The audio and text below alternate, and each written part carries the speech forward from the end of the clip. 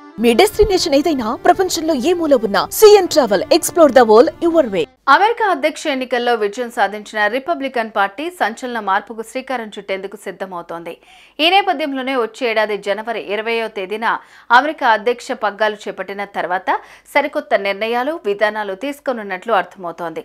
ఈ నేపథ్యంలోనే ట్రంప్ కార్యవర్గంలోనికి ఎన్నికైన భారత సంతతి వ్యక్తి వివేక్ రామస్వామి కీలక వ్యాఖ్యలు చేశారు. డొనాల్డ్ ట్రంప్ అధ్యక్షుడిగా బాధ్యతలు తీసుకున్న తర్వాత అమెరికా ప్రభుత్వ ఉద్యోగాల్లో భారీగా కోతలు విధించే అవకాశం ఉందని తెలిపారు. దీంతో వివేక్ రామస్వామి చేసిన వ్యాఖ్యలు అమెరికాలో తీవ్ర చర్చకు దారితీస్తున్నాయి.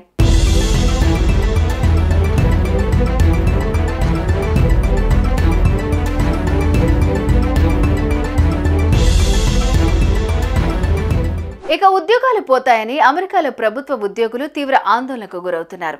ఇటీవల ఫ్లోరిడాలోని డొనాల్డ్ ట్రంప్ ఎస్టేట్ మార్ ఏ లోగోలో జరిగిన ఓ కార్యక్రమంలో పాల్గొన్న వివేక్ రామస్వామి ఆసక్తికరమైన వ్యాఖ్యలు చేశారు. అమెరికాలో లక్షల మంది ఫెడరల్ బ్యూరోక్రాట్లను బ్యూరోక్రసీ నుంచి మూకుమ్మడిగా తొలగించే పదవిలో తాను ఎలాన్ మస్క్ ఉన్నట్లు చెప్పారు.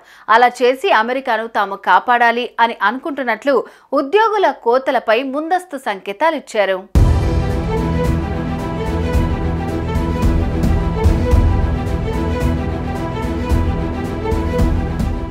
ఎలాన్ మస్క్ గురించి ఇంకా మీకు తెలుసో లేదు, ఆయన బులి కాదు, రంపం తీసుకొచ్చారని దాన్ని బ్యూరోక్రసీపై ఉపయోగించాలని అనుకుంటున్నట్లు వివేక్ రామస్వామి తేల్చి చెప్పారు.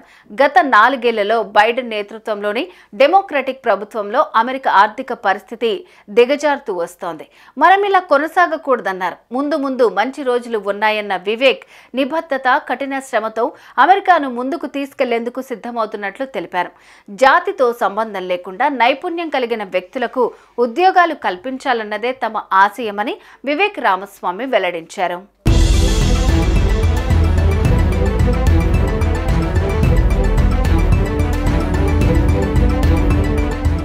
అధికారం చేపట్టిన ట్రంప్ తన గెలుపు కోసం కృషి చేసిన వారిని కీలక పదవుల్లో నియమిస్తున్నారు. ఈ క్రమంలోనే Elon Musk, Vivek Ramaswamy department of government ఎఫిషియన్సీకి నాయకత్వం వహిస్తారని ట్రంప్ తెలిపారు. ప్రభుత్వ వ్యవస్థలో తీసుకురావాల్సిన కీలక మార్పులపై వీరు పనిచేయనున్నట్లు తెలుస్తోంది. ఇప్పటికే ఈ డోజ్ విభాగం కోసం ఉద్యోగుల నియామకాలు కూడా ప్రారంభమయ్యాయి. మస్క్, వివేక్ కోసం 80 గంటలు పనిచేసేవారు. హై ఐక్యూ ఉన్నవారు దరఖాస్తు చేసుకోవడానికి ట్విట్టర్లో ఓ పోస్టు కనిపించడం గమనార్హం.